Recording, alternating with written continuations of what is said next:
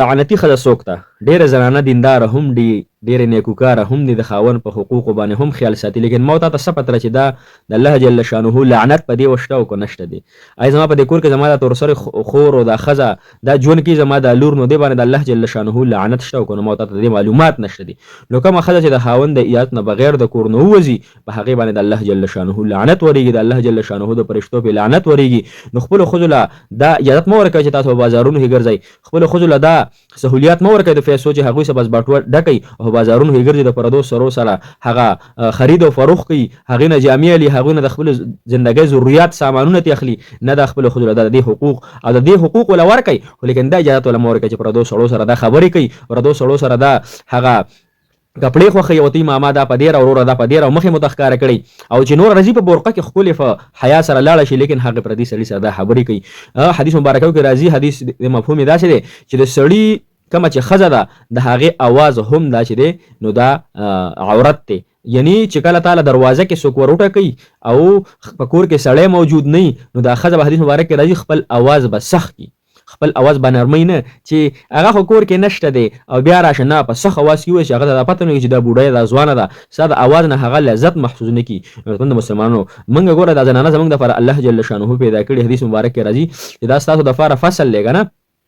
نو خپل زنانو له د حیا او د عزت صادر ورکړئ، خپل زنانو باندې د فردي ژوند تیر کړئ، ځکه لږه زندگی د الله رب العزت په دې باره کې پوښتنه کوي چې ته ما په دې ښځه باندې نگهبان جوړ کړی وي، تعالی ما په دې باندې قوت درکړی، تعالی ما په دې باندې بادشاهت درکړی، نو تا خپله بیبي ولې په بازارونو کې به ګرځېدله او ستا د اجازت نه بغیر په کورونو کې ګرځېدله، ګشتونه به یې لکه په یو خوا باندې په دې محله کې په دې کورونو کې ګرځېدله. نه عزتمند مسلمانانو، دا شریعت موږ له اجازت نه راکوي، دا اسلام موږ له اجازت نه راکوي. خپلو ښځو ته ښکلې درنې برقې ور په سر کړو، خپلو ښځو نه دغه لړۍ نري پړونې لر کړو، دغه نری لوپټې ته لرې کړو او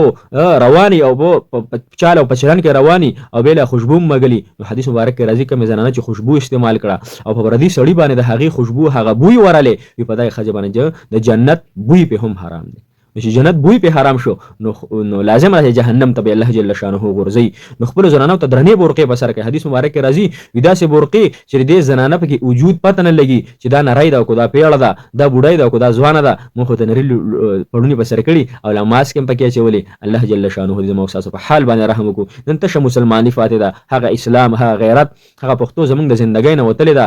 په نوم باندې موږ مسلمانان فاتې شوي او الله جل شانه به رانه پوښتنه کوي. خپلو زنانو باندې رحم وکړئ، په خپلو لوریانو باندې رحم وکړئ او دا جهنم نه بچ کړئ. الله جل شانه فرمایي چې تاسو خپل اهل و عیال خپل نفس د جهنم نه بچ کړئ. ګوره داسې اور نه دی نن په غفلت کې نن چې پښتانه ماړه شي خپل زنانه بهر ته راوباسي، زنانه له شاپینګونه کوي، زنانه د پردي سړي سره خبرې کوي، زنانه ماسکونه اچوي چې په هره چینچۍ په هر موټرسایکل ګورئ ماسک به اچولی. 2023 2024 شروع شو، د زندګۍ څه پته لګي غیرتمند مسلمانانو. راځئ خپل الله سره روغ وکړو، راځئ دا لږه زندګي ده په دې کې خپل رب العالمین رضا کړو. ها همیشه زندګي، ها ابدالآباد زندګي به زما ستاسو ښایسته شي او که نه په نافرمانو کې هم تېره کړه. الله جل شانه حکمونه مات کړه، خپل زنانه هم رامنع کړه د بازارونو نه، خپل زنانه هم د نرو پټو د نرو پړون نه منع کړي. ګوره الله جل شانه عذاب به مو تاسو ته مسلط شي او دې سره به یې وڅوکي وي لام نه مسوځي. نو که هغه بیا نیکان هم دعاګانې کوي که نه په هغې باندې اثر نه